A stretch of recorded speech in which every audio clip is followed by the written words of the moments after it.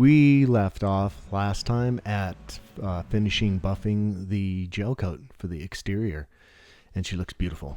So, in this episode, we're putting in some of the locker hatches, and as you typically would, oversized hole, fill it with epoxy, then your appropriate sized hole for the hatch, and make sure that you line the hatch counterpart that you screw down with some butyl. Yeah, it wasn't a perfect fit flush wise because of the butyl, so you just got to draw that in and bring that in somehow so it is even, so that when you put your hatch cover in, it matches up nicely.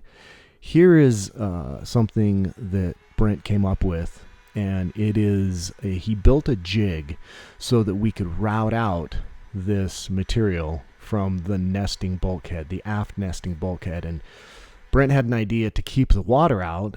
We would put in a piece of neoprene rubber, and that would only be on the aft bulkhead. And with it being proud about a millimeter or two, once you bring the two together, then it naturally creates a seal. And it actually ended up working really, really well. It was a really good idea on his part. And it wasn't too difficult and didn't take too much time. But of course you need to epoxy them in because you're again exposing the bare wood. And this is our jig for creating holes in the gunnels.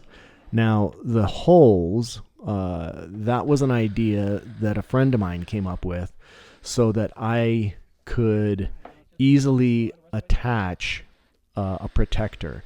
And I didn't want to have metal. That was the one thing I wanted to avoid. I didn't want to have something that was just going to corrode away. So we oversized and then drilled smaller holes, and then we used Dyneema. And this thin Dyneema, we simply attached the fire hose, and we created holes in the fire hose with like a solder iron, and we ran it through. It's basically just a saddle stitch, and we were able to tighten it up really, really well. And I think it was the absolute best way for me to go for my purposes, because again, I didn't want fasteners. I didn't want fasteners that were going to rot, and then eventually you got to drill it all out again and epoxy it in because you've replaced the metal fasteners too many times and stripped out the epoxy with the screws and so forth. So anyway, yeah, that was great, and I'm looking forward to it lasting a long time and being easy to replace. I think it took us maybe an hour each side, so not bad. And this is just the final fit for the bow cleat. As you see, we created a platform for it before gel coating, a platform made out of thickened epoxy, then a nice layer of neoprene, and then there's just 2 bolts on the underside. Here we are roughing out the boom.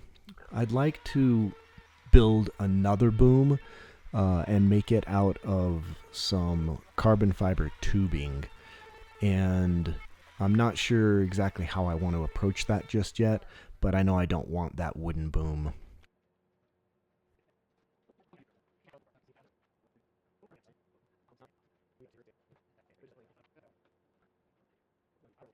And no boat is complete without a beautiful insignia on the transom. And we don't have the mast complete, and I haven't built the sail yet. I am going to cover that in the next episode. But we really could not help ourselves. We had to splash her down and take her out for a nice row on the lake. So I will see you next time where I'll show you how we fit the different diameter mast sections together, and how we attached the track for the sail slides. Thanks for watching.